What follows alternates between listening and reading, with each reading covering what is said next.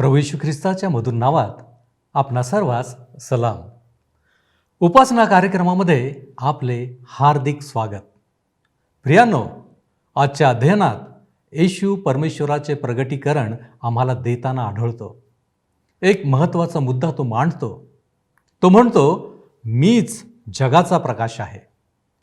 प्रियांनो, खरं तर सर्वांनाच प्रकाशाची गरज असते. कधी लाईट किंवा वीज गेली तर आम्हाला अंधार नकोसा वाटतो आणि वीज पुन्हा येऊपर्यंत आम्ही अस्वस्थ असतो. जसा आम्हाला भौतिक अंधार नकोसा असतो, तसेच आत्मिक अंधाराबाबत आम्ही नेहमीच निष्काळजी असतो. तसं पाहिलं तर बहुतेक माणसं समाजाला घाबरत असतात, पण आत्मिक अंधाराबाबत जो आमच्यामध्ये आहे त्याबाबत आमचा निर्माणकर्ता आम्हाला काय म्हणेल किंवा त्याला काय वाटेल याची आम्हाला अजिबात भीती नसते आणि त्याबद्दल काही वाटत देखील नाही. ख्रिस्त म्हणतो, जो मला अनुसरतो तो अंधारात चालणारच नाही, तर त्याच्याजवळ जीवनाचा प्रकाश राहील. योहान शुभवर्तमानामध्ये केलेल्या मी आहे या दाव्यांपैकी मी जगाचा प्रकाश आहे हा या शुभवर्तमानातील येशूने केलेला सर्वोच्च दावा आहे. आजच्या अध्ययनात आम्ही प्रकाशाविषयी पाहणार आहोत. येथे येशू त्याच्या साक्षीविषयी तिहेरी कारण आपल्या विरोधकांना देतो. तो त्यांची खरडपट्टी काढताना म्हणतो की तुम्ही देहबुद्धीने न्याय करणारे आहात. येथे पुन्हा येशूच्या जन्माविषयी प्रश्न उद्भवताना दिसतो. विरोधकांनी त्याला विचारले होते, तुमचा पिता कोठे आहे? खरं तर यहुद्यांना येशूचा उद्देश, त्याचे कार्य ठाऊक नव्हते आणि आम्हीही काही वेगळे नाहीत. आम्हालाही स्वर्गीय गोष्टी कळत नाहीत. या सर्व अध्ययनामध्ये एक गोष्ट प्रकर्षाने जाणवेल की येशूने केवळ परमेश्वर पित्याचेच प्रगटीकरण केले आहे. पित्यालाच त्याने लोकांसमोर ठेवण्याचा सातत्याने प्रयत्न केलेला आहे. येशूने आपल्या सर्व गोष्टीत पित्याची आज्ञा, योजना परिपूर्ण केलेल्या दिसतात.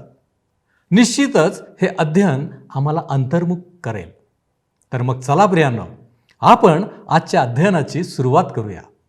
श्रोत्यानो, आज आम्ही योहान कृष्णवर्तमान ह्याच्या 8व्या अध्यायाच्या 12 ते 30 वचनांवर अध्ययन करणार आहोत. माझ्यासोबत उघडा योहान कृष्णवर्तमान 8वा अध्याय 12 ते 30 वचने. पुढे येशू पुन्हा त्यांना म्हणाला, मी जगाचा प्रकाश आहे. जो मला अनुसरतो तो अंधारात चालणारच नाही, तर त्याच्याजवळ जीवनाचा प्रकाश राहील. लक्षात घ्या, तो म्हणतो मी आहे. मी आहे हे आम्हाला वारंवार वाचायला मिळते. जुन्या करारात निर्गमचे पुस्तक 3 अध्याय 14व्या वचनामध्ये यहोवा परमेश्वर म्हणतो, निर्गमचे पुस्तक 3 अध्याय 14वे वचन, देव मोशेला म्हणाला, मी आहे तो आहे. तू इस्रायल वंशजा सांग, मी आहे याने मला तुम्हाकडे पाठविले आहे. परमेश्वराविषयी आम्हाला फार थोडे सांगितलेले आहे. आम्हाला माहीत आहे की तो स्व अस्तित्व ठेवणार आहे. तो सर्व बुद्धिमान, सर्व सामर्थ्य आहे. प्रभू येशू ख्रिस्त फक्त तारण देण्याकरिताच नाही, तर देवाला मानवासमोर प्रकट करण्याकरिता आला. प्रभू येशू साधारण गोष्टीचा उपयोग स्वतःसाठी करून आम्हाला चांगल्या प्रकारे समजावून सांगतो. जसे भाकर, प्रकाश, पाणी. साधारण गोष्टींचा उपयोग असाधारण गोष्टींना सांगण्याकरिता तो करतो. भौतिक किंवा शारीरिक गोष्टींचा उपयोग आत्मिक गोष्टी समजावून सांगण्याकरिता करतो. अस्थायी गोष्टींचा उपयोग अनंत काळच्या गोष्टी सांगण्यासाठी करतो. सीमित गोष्टींविषयी सांगण्यासाठी असीमित गोष्टी व मर्त्य गोष्टींचा उपयोग अमर्त्य गोष्टी सांगण्याकरिता तो करतो. जेव्हा येशू म्हणतो की मी जीवनाची भाकर आहे, मी जीवनाचे पाणी आहे, तेव्हा तो परमेश्वराचे प्रगटीकरण आम्हाला देतो. तेव्हा आम्हाला समजते की परमेश्वर स्व अस्तित्व ठेवणाराच नाही, परंतु तो आमची प्रत्येक गरज भागवणार आहे. येशूने योहान कृष्णवर्तमान 6 अध्याय 35व्या वचनामध्ये म्हटले, मी जीवनाची भाकर आहे. योहान कृष्णवर्तमान 8 अध्याय 12 वचनात त्याने म्हटले, मी जगाचा प्रकाश आहे. तसेच योहान कृष्णवर्तमान 10 अध्याय 9 वचनामध्ये मी दार आहे. योहान कृष्णवर्तमान 10 अध्याय 11 वचनामध्ये मी उत्तम मेंढपाळ आहे. योहान कृष्णवर्तमान 11 अध्याय 25 वचनामध्ये मी पुनरुत्थान व जीवन आहे. योहान कृष्णवर्तमान 14 अध्याय 6 वचनात मार्ग, सत्य व जीवन मीच आहे. योहान कृष्णवर्तमान 15 अध्याय 5 वचनात मी दाखलता व तुम्ही फाटे आहात. येथे येशू म्हणतो की मी जगाचा प्रकाश आहे. त्याने थोड्या आधीच शास्त्री आणि पुरुषांचे पाप उघडकीस आणले, ज्यांनी त्या स्त्रीला व्यभिचाराच्या पापात पकडले होते. जितकी ती स्त्री पापी होती, तितकेच शास्त्री आणि पुरुषी सुद्धा पापी होते व हे ओळखून ते तेथून चालते झाले. जेव्हा श्रोत्यांनो आम्ही बत्ती पेटवतो, तेव्हा सर्व उंदीर, ढेकून वगैरे अंधारात पळून जातात, प्रकाशापासून दूर जातात.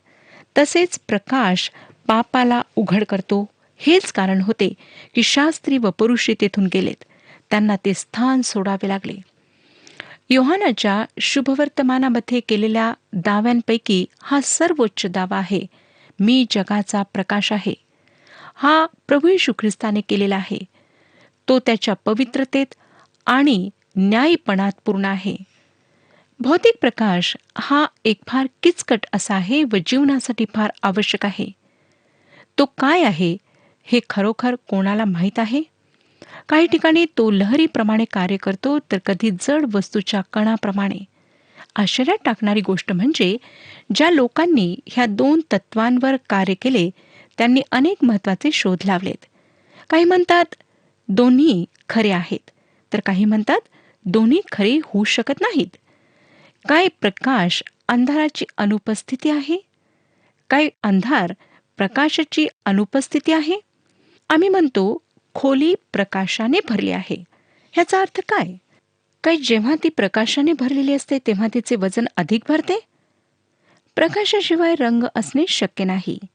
लाल गुलाब प्रकाशाचा लाल भाग सोडून बाकी सर्वाचे शोषण करतो, म्हणून तो लाल गुलाब लाल असो. हेच कारण आहे की आम्ही लाल गुलाबात लाल रंग पाहू शकतो. आम्ही प्रकाशाला समजू शकत नाही आणि निश्चितच एक लहान मूल प्रकाशाला समजू शकत नाही, परंतु अंधाऱ्या खोलीत प्रवेश केल्यानंतर बत्ती जाळणे प्रत्येक व्यक्तीला समजते.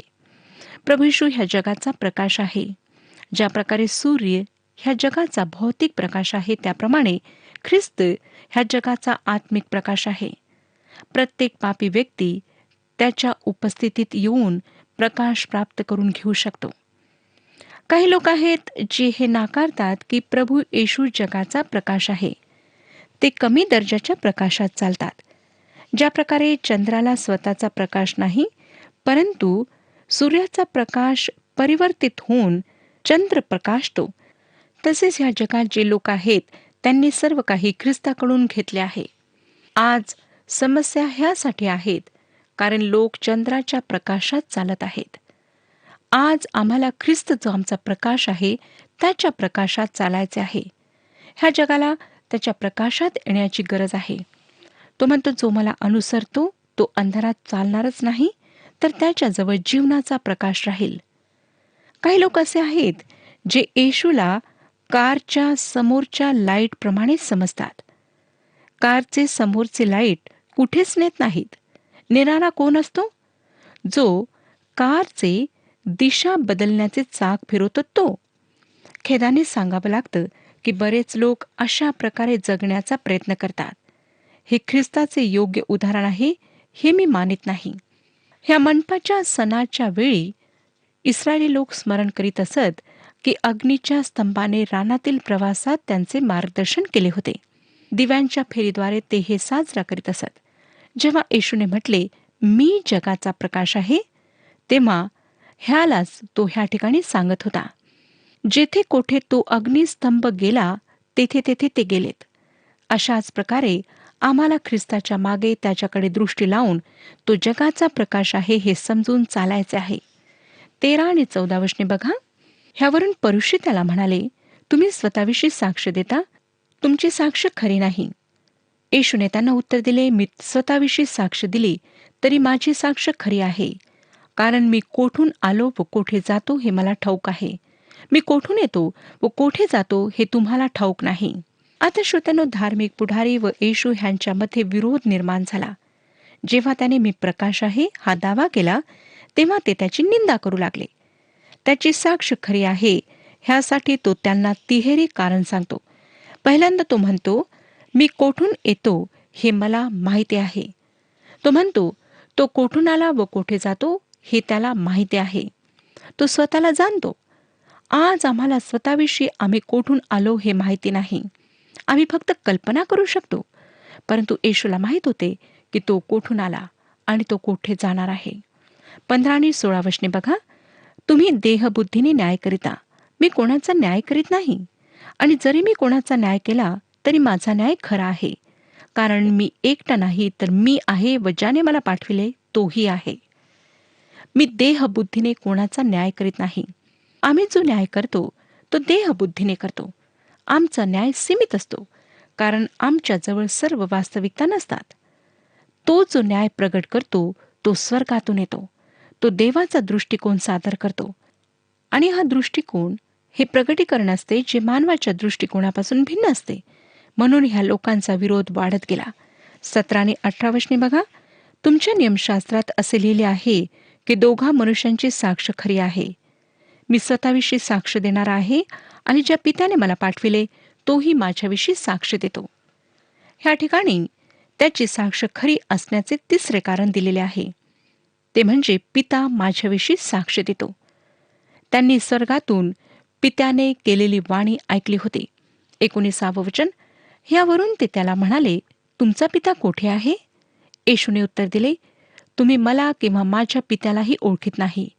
तुम्ही मला ओळखले असते तर माझ्या पित्यालाही ओळखले असते.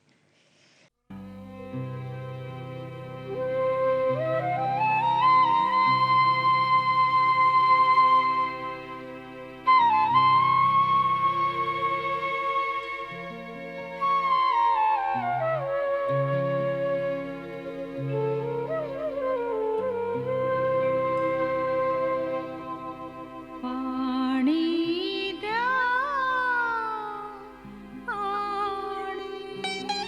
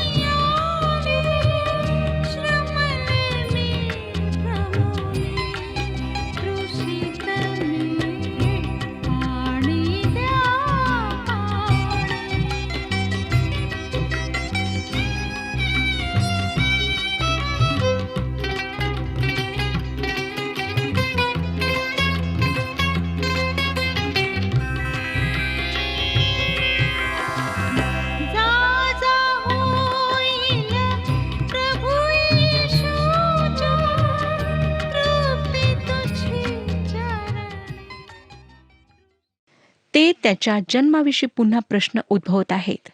येशू परमेश्वराला पिता असे संबोधतो हे लक्षात घ्या. परंतु आज ख्रिस्ताद्वारे आमचा जो त्याच्याशी संबंध आहे त्यापेक्षा वेगळ्या प्रकारे. पुनरुत्थानानंतर त्याने मरियेला म्हटले होते, जो माझा पिता आणि तुमचा पिता आणि माझा देव व तुमचा देव, त्याच्याकडे मी वर जातो. तुम्ही व मी ख्रिस्तावरील विश्वासाद्वारे देवाची लेकरे होतो. परंतु तो त्रिऐक्यामध्ये त्याचे जे पद आहे त्याद्वारे त्याचा पुत्र आहे. तो देवपुत्र असून परमेश्वराला पिता असे संबोधतो. ह्याचा संबंध त्याचे त्रिऐक्यात जे पद आहे त्याच्याशी आहे. तो म्हणतो की तुम्ही मला ओळखले असते तर माझ्या पित्यालाही ओळखले असते. श्रोत्यानो, हाच खरा मुद्दा आहे. मधात दुसरे काहीच नाही. जर आपण देव पित्याला जाणून घेऊ इच्छिता तर आपणाला येशू ख्रिस्ताद्वारेच यावे लागेल. दुसरा कुठलाच मार्ग नाही. 20 ते 22 वचने बघा. तो मंदिरात शिकवित असता ही वचने जामदार खाण्यात बोलला आणि त्याला कोणी धरिले नाही, कारण तोपर्यंत त्याची वेळ आली नव्हती. ह्यानंतर तो पुन्हा त्यांना म्हणाला, मी निघून जातो आणि तुम्ही माझा शोध कराल व तुम्ही आपल्या पापात मराल. मी जेथे जातो तेथे तुम्ही येऊ शकत नाही. ह्यावर यहूदी म्हणाले, मी जेथे जातो तेथे तुम्ही येऊ शकत नाही असे हा म्हणतो, ह्यावरून हा आत्महत्या तर करणार नाही. जामदार खाना स्त्रियांच्या कोर्टमध्ये असे. त्याच ठिकाणी त्यांनी व्यभिचारी स्त्रीला पकडून आणले होते. आपल्या लक्षात येईल श्रोत्यांनो की हे यहूदी किती भयंकर अशा अंधकारात होते. पहिल्यांदा त्यांनी विचारले, तुमचा पिता कोठे आहे? आता ते विचारतात, हा आत्महत्या तर करणार नाही? त्यांना ही वास्तविकता ठाऊक नव्हती की तो त्याच्या स्वतःच्या लोकांना हे सांगत आहे की तो येरुशलेमला जाऊन गैर यहुदियांकडून मारला जाईल. हेच धार्मिक पुढारी त्याला मरण्यासाठी त्यांच्या हाती सोपवतील व तो संपूर्ण जगाच्या पापांसाठी खंडणी भरून देण्याकरिता स्वतःचे बलिदान करेल. तो स्वतःला एकदाच बलिदान करेल. 23 वचन बघा. तो त्यांना म्हणाला, तुम्ही खालचे आहात, मी वरचा आहे. तुम्ही या जगाचे आहात, मी ह्या जगाचा नाही. हाच विचार श्रोत्यांनो आम्हाला करिंथकरास पहिले पत्र 2 अध्याय आणि 14 वचनामध्ये वाचायला मिळतो. करिंथकरास पहिले पत्र 2 अध्याय 14 वचन. स्वाभाविक वृत्तीचा माणूस देवाच्या आत्म्याच्या गोष्टी स्वीकारित नाही, कारण त्या त्याला मूर्खपणाच्या वाटतात आणि त्याला त्या समजू शकणार नाहीत, कारण त्यांची पारख आत्म्याच्या द्वारे होते. मानवाचे ज्ञान मानव ज्याचा मानवी स्वभाव आहे तो समजू शकतो, परंतु ईश्वरीय ज्ञान वेगळे आहे.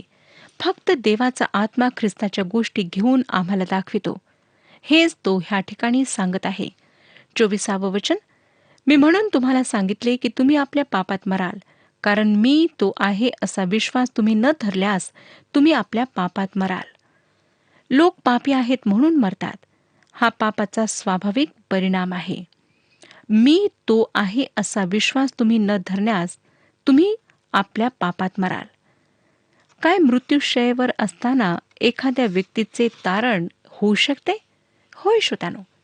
जर ती व्यक्ती ख्रिस्ताला तारणारा म्हणून स्वीकारते तर त्या व्यक्तीचे तारण होऊ शकते.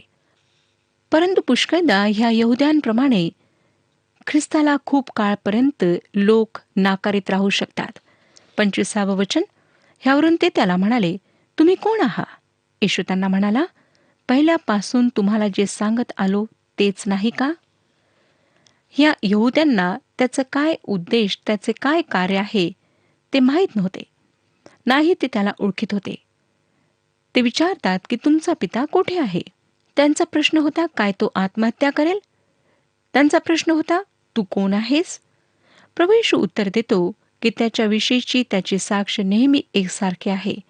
तो वारंवार दावा करतो की तो ह्या जगाचा तारणारा, ह्या जगाचा मसीहा आहे. 26 वचन. मला तुम्हाविषयी पुष्कळ बोलावयाचे आहे व न्यायनिवाडा करावयाचा आहे, परंतु ज्याने मला पाठविले तो खरा आहे आणि ज्या गोष्टी मी त्याच्यापासून ऐकल्या त्या मी जगास सांगतो. आमच्या प्रभूने नेहमी जे काही तो बोलतो व करतो ते सर्व पिता त्याने करावे व बोलावे जे अपेक्षितो तेच तो करतो. तो दावा करतो की पिता परमेश्वराने त्याला पाठविले व तो त्याची इच्छा पूर्ण करतो. तो स्वतःच्या बुद्धिमत्तेवर अवलंबून राहून मनावर विसंबून राहिला नाही. श्रोत्यानो, आम्ही जे उपदेशक आहोत, आमच्यासाठी हा एक फार चांगला धडा आहे. 27वे वचन बघा. तो आपल्याबरोबर पित्याविषयी बोलत आहे हे त्यांना समजले नाही. ह्याचा सार त्यांना कळला नाही. ते पृथ्वीचे आहेत, स्वर्गीय गोष्टी समजू शकले नाहीत. 28वे वचन. म्हणून येशूने त्यांना म्हटले, जेव्हा तुम्ही मनुष्याच्या पुत्राला उंच कराल, तेव्हा तुम्हाला समजेल की तो मी आहे आणि मी आपणहून काही करीत नाही, तर मला पित्याने शिकविल्याप्रमाणे मी ह्या गोष्टी बोलतो. जेव्हा येशू स्वतःला मनुष्याचा पुत्र म्हणतो, तेव्हा तो दानिएलचे पुस्तक 7वा अध्याय 13 आणि 14 वचने सांगतो. दानिएलचे पुस्तक 7वा अध्याय 13 आणि 14 वचने. तेव्हा मी रात्रीच्या दृष्टांतात पाहिले, तो आकाशातील मेघावर आरूढ होऊन मानव पुत्रासारखा कोणी आला. तो त्या पुराण पुरुषाकडे आला व त्यास त्यांनी त्याच्याजवळ नेले. सर्व लोक, सर्व राष्ट्रे व सर्व भाषा बोलणारे लोक यांनी त्याची सेवा करावी म्हणून त्यास प्रभुत्व, वैभव व राज्यही दिले. त्याचे प्रभुत्व अक्षय व अढळ आहे. त्याचे राज्य अविनाशी आहे. श्रोत्यानो, तो त्याचे वधस्तंभावर खेळणे आणि भविष्यात त्याला राजमुकुट घालण्यात येईल ते सांगतो. येशूच्या मृत्यू व पुनरुत्थानानंतर ह्या धार्मिक पुढाऱ्यांपैकी अनेकांनी त्याच्यावर विश्वास ठेवला. प्रेषितांच्या कृत्यात आम्हाला सांगितलेले आहे की येरुशलेममधील अनेक याजकांनी त्याच्यावर विश्वास ठेवला. हेच तो आता त्यांना म्हणत आहे की नंतर त्यांना कळेल की मी जो होण्याचा दावा केला तोच मी आहे. तो ख्रिस्ताचा सोडवणूक करणारा मृत्यू होता, जो तो का आला व तो कोण आहे हे स्पष्ट करतो. जोपर्यंत त्याने काय केले हे समजत नाही, तोपर्यंत तो कोण आहे हे कोणीच खऱ्या अर्थाने समजू शकत नाही. 29 आणि 30 वचने पुढे आम्हाला सांगतात. 29 आणि 30 वचने. ज्याने मला पाठविले तो माझ्याबरोबर आहे. त्याने मला एकटे सोडिले नाही, कारण जे त्याला आवडते ते मी सर्वदा करीतो. तो ह्या गोष्टी बोलत असता पुष्कळ लोकांनी त्याच्यावर विश्वास ठेवला. आमच्या प्रभूने, श्रोत्यानो, कधीच दिवसाचा अंत पस्तावा करून केला नाही. त्याने तेच केले ज्यामुळे देवाला संतुष्टी होईल. आणि तेच तो ह्याच ठिकाणी स्पष्ट करीत आहे की तो पित्याची इच्छा पूर्ण करण्याकरिता आला. आज परमेश्वराची आमच्या जीवनाच्याद्वारे हीच अपेक्षा आहे की आम्ही त्याला संतोष व्हावे, त्याची इच्छा आमच्या जीवनाच्याद्वारे पूर्ण व्हावी, त्याचे उद्देश पूर्ण व्हावेत, आमच्या जीवनाच्याद्वारे इतरांना आशीर्वाद प्राप्त व्हावा आणि इतरांपर्यंत प्रभू येशू ख्रिस्ताचे शुभवर्तमान पोहोचावे. लक्षात घ्या की आज अनेक लोक पापाच्या अंधकारात आहेत. अनेक लोक नाश होत आहेत, नाशाच्या मार्गावर चालत आहेत. श्रोत्यानो, जर आपण ख्रिस्तामध्ये तारण प्राप्त करून घेतलेले आहे, आपल्या पापांची क्षमा आपणाला प्राप्त झालेली आहे, तर ही जबाबदारी आपली आहे की इतरांना सुद्धा हे शुभवर्तमान आपण सांगावे, त्यांना ख्रिस्ताकडे आणावे. जर श्रोत्यानो, आपणापैकी काही लोकांनी येशू ख्रिस्ताविषयी ऐकलेले आहे, तो तारणार आहे, तो जीवनाची भाकर आहे, जीवनाचे पाणी आहे, तो मार्ग, सत्य आणि जीवन आहे, हे आपण ऐकलेले आहे आणि तरी सुद्धा आपण येशू ख्रिस्ताला नाकारीत आहात, तर लक्षात घ्या की आपणाकरिता मग कुठलाच उपाय नाही. कारण येशू ख्रिस्ताशिवाय आपण स्वर्गात प्रवेश करू शकत नाही. मी हे सांगत नाही, परंतु परमेश्वराचे पवित्र वचन हे सांगत आहे. म्हणून आज जर प्रभू येशू ख्रिस्ताला आपण एक सर्वसाधारण मानव समजून नाकारीत आहात, तर आपण चूक करीत आहात. त्याच्याजवळ या आणि आपल्या पापांची कबुली द्या, पश्चाताप करा आणि त्याला म्हणा, प्रभू, आजपासून तू माझा स्वामी हो, मी तुला आपल्या अंतःकरणामध्ये तारणारा म्हणून स्वीकारित आहे. श्रोत्यानो, आमचे सर्व परिश्रम व्यर्थ आहेत, परंतु जर आम्ही ख्रिस्ताकडे येतो आणि अगदी साधी प्रार्थना करून त्याच्यावर विश्वास ठेवतो, त्याला आमच्या अंतःकरणामध्ये येण्याचे आमंत्रण देतो, तर तो मग आमच्या जीवनाचा स्वामी होतो आणि आमच्या अंतःकरणामध्ये पवित्र आत्म्याच्याद्वारे वास करतो. आज स्वतःला धोक्यामध्ये ठेवू नका. स्वतःच्या शरीराला यातना देणे थांबवा. पुण्य कार्य, चांगले धार्मिक कार्य करणे थांबवा, कारण त्याच्याद्वारे आपल्या पापांची क्षमा आपणाला प्राप्त होणार नाही. ही सर्व कार्ये नंतर करा, जेव्हा आपण ख्रिस्ताला आपला तारणारा म्हणून स्वीकाराल.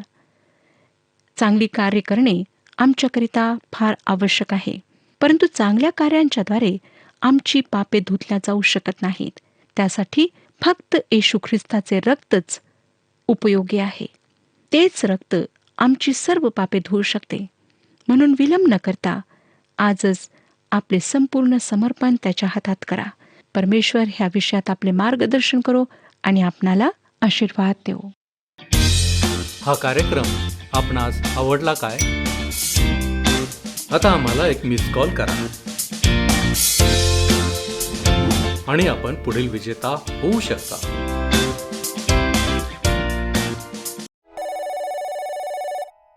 प्रभूची स्तुती असो. प्रियानो, माझी खात्री आहे की आजचे अध्ययन आपणास आवडले असेल. येशू या जगाचा प्रकाश आहे. त्याला आपण ओळखावे लागेल. तो या जगाचा भौतिक प्रकाश नव्हे, तर तो आत्मिक प्रकाश आहे. मानव पापी असल्यामुळे त्याला या प्रकाशाची आवश्यकता आहे. खरे पाहिले तर या जगाला ख्रिस्ताच्या प्रकाशात चालायला हवे. काय आम्ही ख्रिस्ताला अनुसरत आहोत? आम्ही त्यावर विश्वास ठेवल्याने देवाची लेकरे होतो. या जगात जगत असताना आम्हालाही अनेक विरोधक भेटतील, पण आम्ही देहबुद्धीने कदापि जगण्याचा प्रयत्न करू नये. तर आम्ही स्वर्गीय गोष्टी कळण्यासाठी, समजून घेण्यासाठी धडपड करणारे, संघर्ष करणारे व्हायला हवे. होय, आम्हाला या जगाच्या अंधारापासून दूर राहण्याची गरज आहे. येशूने म्हटले, मी जगाचा प्रकाश आहे. त्या प्रकाशात आम्ही चालण्याचा प्रयत्न करायला हवा. आम्हाला विश्वास धरायला हवा. विश्वासात आम्हाला दृढ होण्याची गरज आहे. आम्ही बदलण्याचा प्रयत्न केला किंवा नुसती तयारी जरी दाखवली तरी येशू ख्रिस्त आम्हाला सहाय्य करण्यास तयार आहे. काय आपण असे करणार आहोत? यावेळेस आपण प्रार्थना करू. स्तुतीस पात्र आणि सन्मानास योग्य अशा आमच्या जिवंत महान प्रेमळ परमेश्वर देव बापा, तुझ्या नावाला धन्यवाद देत असताना मी तुझ्या चरणापाशी आलेलो आहोत. होय प्रभूजी, तू म्हणतोस की मी जगाचा प्रकाश आहे. होय प्रभूजी, हा प्रकाश जो आत्मिक प्रकाश आहे त्याची आज आम्हाला ओळख तू करून दिलीस. आम्ही तुझे उपकार मानतो. आज जेवढी वचनं आम्ही पाहिली, ऐकली, वाचली, मनन केलं, ती प्रत्येक वचनांच्याद्वारे तू आम्हाला आशीर्वादित कर. प्रभूजी, आम्ही बदलावं अशी तुझी इच्छाच आहे आणि म्हणून आम्ही अंतःकरणामधून कठीण किंवा कठोर होऊ नये. तर बापा, आम्ही आमची अंतःकरणं तुझ्या पवित्र हातामध्ये सोपवावीत. तुझ्याद्वारे आम्ही आशीर्वादित बनावं आणि प्रभूजी, तुझी लेकरं म्हणून या जगामध्ये आम्ही वावरावं, प्रकाशाची लेकरं. होय प्रभू, तू आम्हाला सहाय्य कर. या ठिकाणी जमलेल्या प्रत्येकाला तू आशीर्वादित कर. ज्यांनी वचन ऐकलं त्या प्रत्येकाला तू सुखी समाधानी ठेव. होय प्रभूजी, या विनंत्या, या मागण्या येशू ख्रिस्त आमचा प्रभू याच्याद्वारे करतो म्हणून तू ऐक. आमेन. प्रभूची शांती तुमच्याबरोबर असो.